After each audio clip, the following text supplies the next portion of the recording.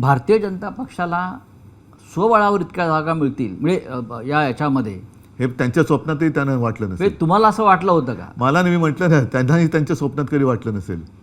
भाजप सोडा, पण शिंदे गटाला 50च्या वर जागा मिळाला, हा जादूटोणा आहे की काय? कदाचित त्यांनी डायनोसॉरच कापला असेल. असं कापाकापीतून मतदान होतं असं त्यांना वाटतं. पण कारण अचानक 50च्या वर जागा अशा पक्षाला मिळाव्यात.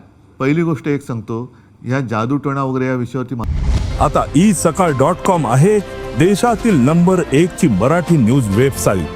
प्रत्येक अपडेटसाठी isakal.com ला नक्की भेट द्या. माझा तर काही विश्वास नाही.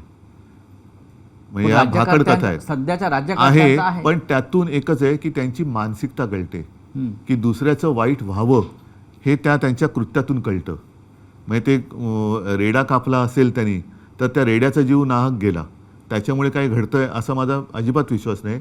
पण त्यांच्या कृतीतून त्यांच्या मनातलं जे काळं बेरं आहे ना, ते लोकांसमोर येतं. म्हणून त्याला काळी विद्या म्हणतात, कारण त्यांच्या मनातलं जे काळेपण आहे ते लोकांसमोर येतं. पण माझा या भाकड कथेवरती विश्वास नाही.